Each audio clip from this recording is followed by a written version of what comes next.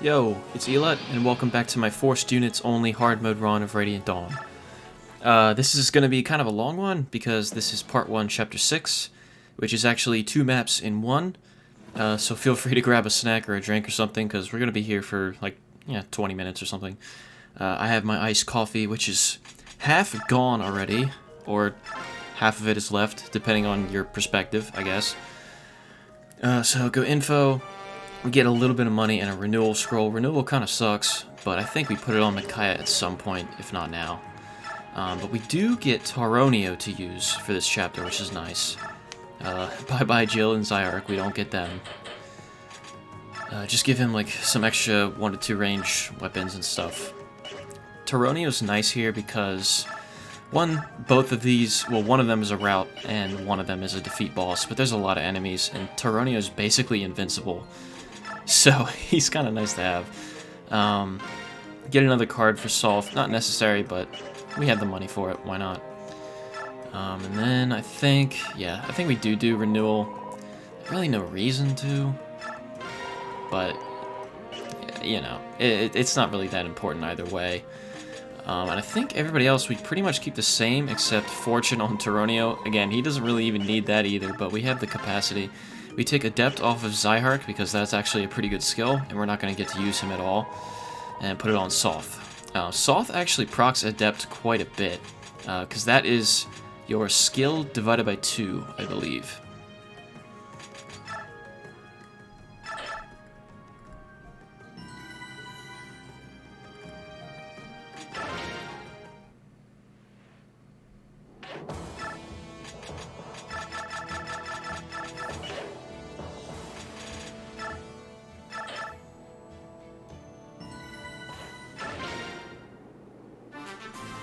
Alright, so first we send Sothe and Tauroneo up and to the left side, and then Volug actually just guns it straight up, because right away there's going to be like 3 armor knights reinforcements and an archer, and he just kind of takes care of all of them for us. It helps to get them out of the way early because there's a lot of Pegasus Knight reinforcements that'll pop up on like all of these cliff sides. So having him free for later is very helpful.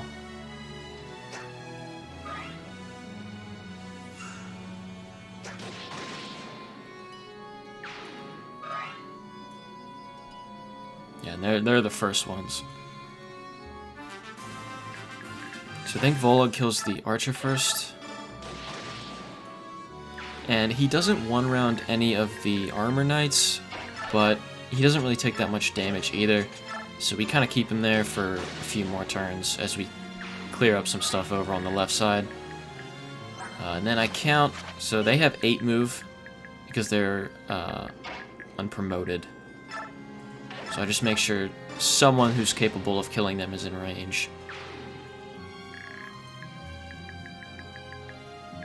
And then I don't think there's any way for me to take care of that one.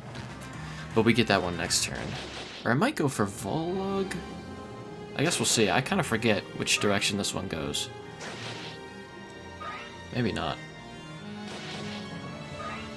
Lucky Howl. It's nice, but not necessary. Okay.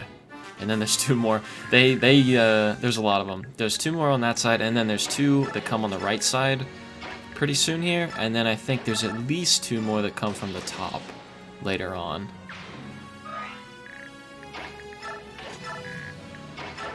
And then we just heal over here because he's fine. All the armor knights will be dead. It'll just be the hand axe guy.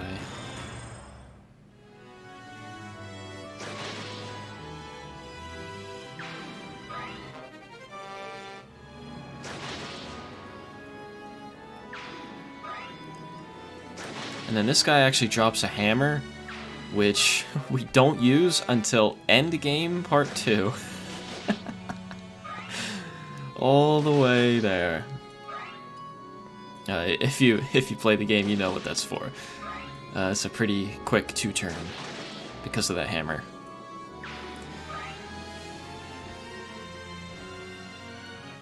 Alright, and then there's 2 more on the right side. See what I mean? They just keep coming. They don't stop coming, and they don't stop coming, and they don't stop coming. And then they don't stop coming. So I think Sothe, I think we just kind of... Let's see, what do I do here? What do I do here? I do think someone rescues Micaiah. I could be wrong. Because she's kind of sandwiched right now between these two sides of the Pegasus Knights.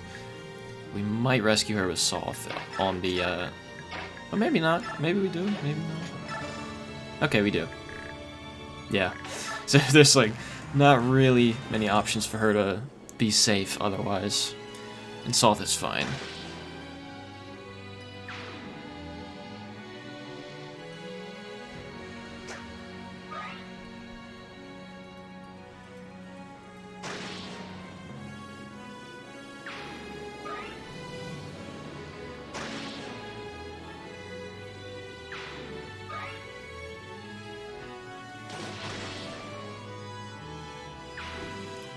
And it's kind of annoying when some of the Pegasus Knights have just like Iron Lances or Steel Lances. I think they're Steels.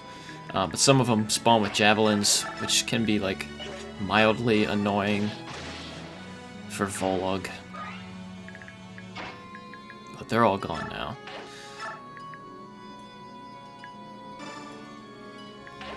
And like I said, there'll be like 2 more off of the top area. But I think we have like a turn or 2 to spare.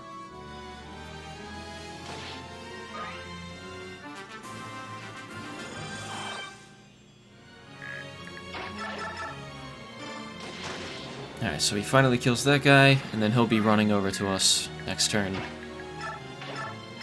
Free kill with Micaiah, why not?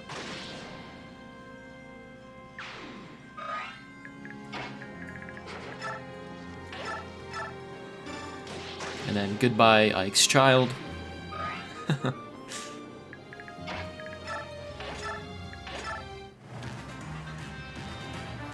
Oh yeah, 2 more on the bottom too, jeez. So many. And then he should kill both of them.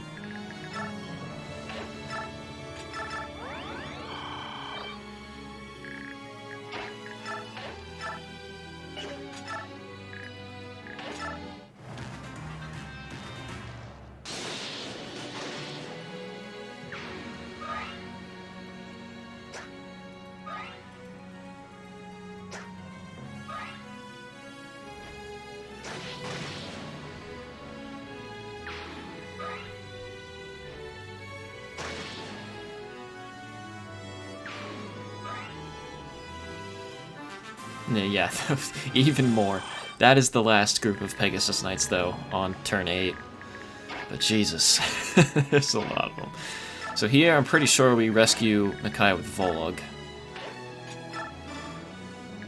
And then Tauroneo stays back to potentially kill them, but I think most of them will go for Volug. I think one will die, because it has like a 1-range weapon and maybe can't reach or something like that. I could be wrong.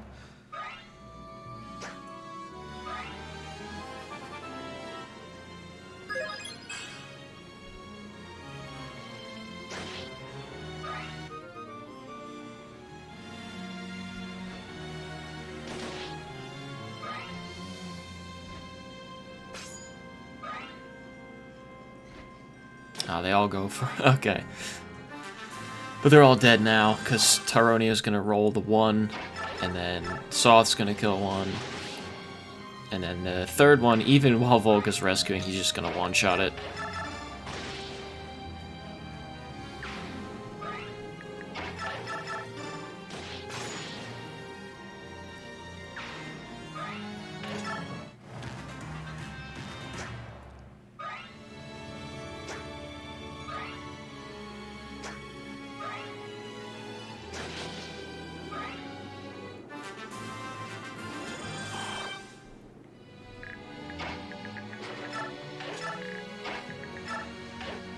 So we drop Micaiah behind. And then I killed the 2-range guy instead. The 1-range soldier is going to go back and get healed. But it's better than dealing with more 2-range for longer.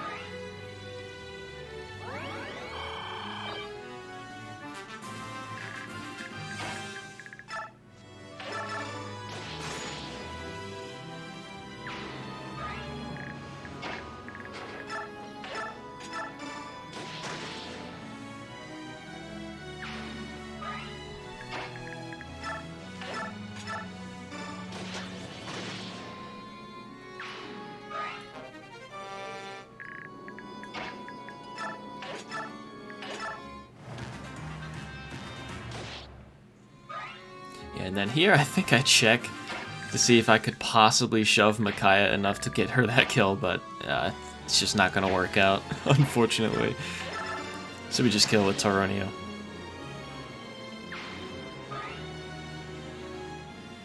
Alright, so that is part 1. We still have one more map to go for this chapter. And there's really no preps to be done in the meantime, so we just kind of jump right into it. We send Tauroneo on the left, and here I believe Micaiah is actually in range of one of the calves. Because he has like 2 range, but because she equips Thani, he actually doesn't go for her. We kill the fighter there with Sothe because we need Volug to kill that guy, so the ballista's not an issue for Micaiah. And by killing that one instead of the soldier, it leaves Sothe out of range of the cabs on the right side, so they'll just go for Volug as well. Yeah, see, I'm pretty sure he could have gone for Micaiah, but he doesn't. Because he can't one-shot her and she can one-shot him, essentially.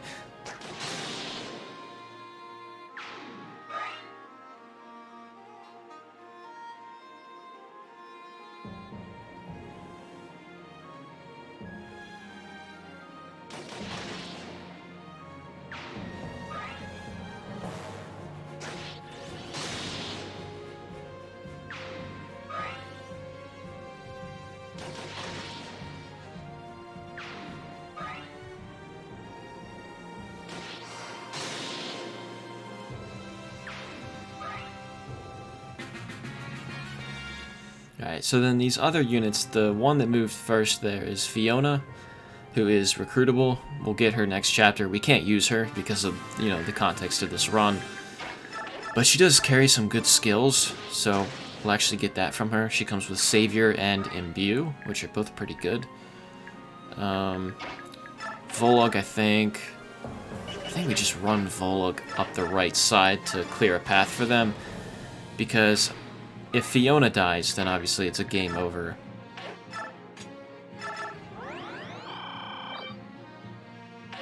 I think we save 3 of them, if I remember correctly. With this crew, there's really only so much we can do in terms of saving them. You get bonus XP for each one that stays alive. We do our best, but we are kind of limited.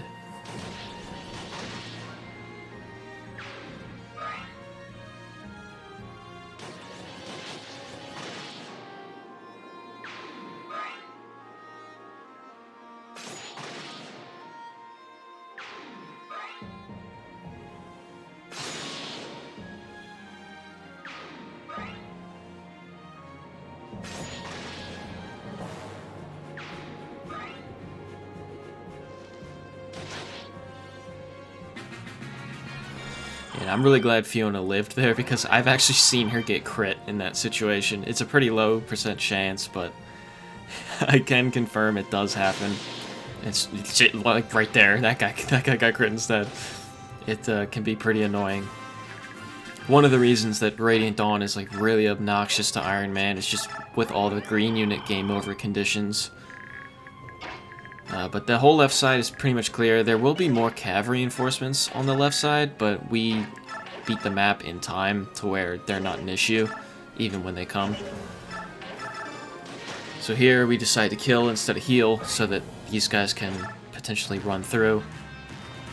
Next turn.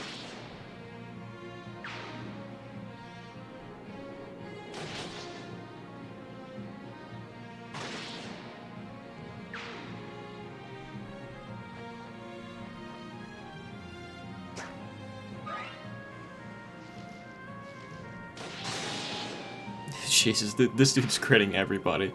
It's fucked up. So yeah, Fiona makes it through. And then the guy above Volug, who's also rescuing someone, should make it through as well. But the citizen there, just kind of chilling, is going to be dead because enemy phase comes first. So it's just kind of unlucky. We just heal there. We don't want to go too far up right away when we're still kind of waiting for our other fellas. Adept is really useful right there. That's kind of why I put it on him. But yeah, so we don't want to send Volug up too early because there are some fire mages there that can really ruin his day.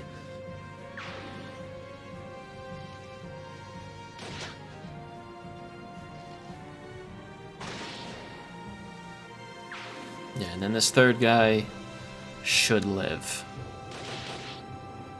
Yeah. So, I mean, we saved some, but like I said, we're kind of limited on units to help out in any one place at a time.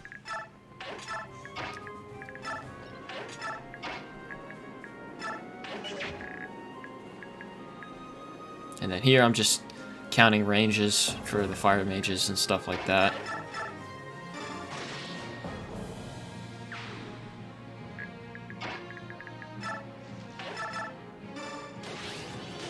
Adept.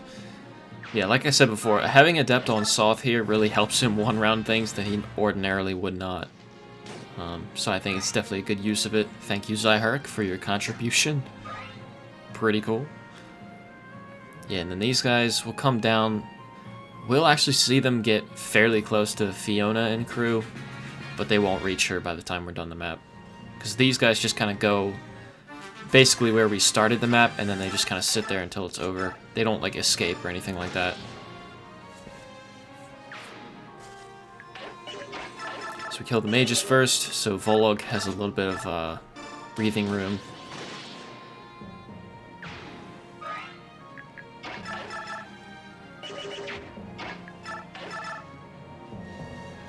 And I almost go for that guy, but I decide it's probably better even if we're not one-routing that guy, so that I can move Micaiah up without being in, like, immediate danger.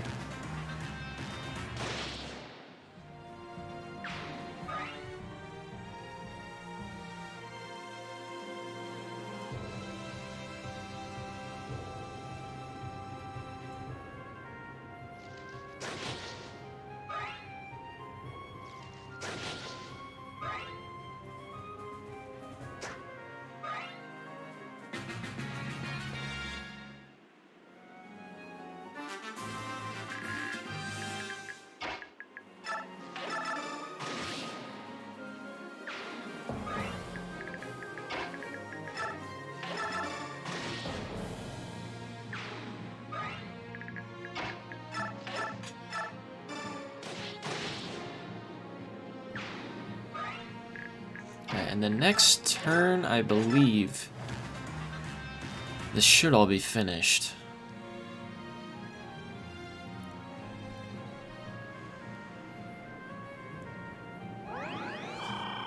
So the boss up top there will attack at 2 range, and Tauroneo will move up to be just in his range, like through all the grass tiles. And he just kind of rolls him with no problem.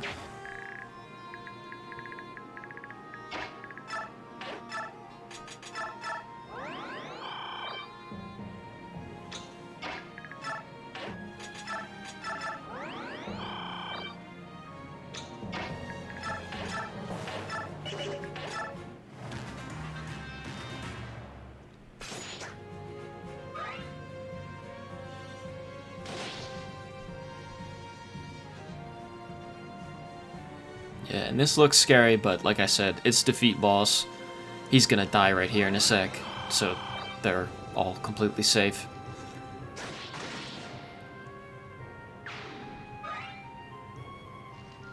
There he is. And he actually drops a Paragon Scroll, which is more useful, I would say, in a normal run, but I mean, that's a really good skill, so I'll take it. But yeah, that's pretty much it. That was part 1, chapter 6. Thank you for watching, and I will see you next time.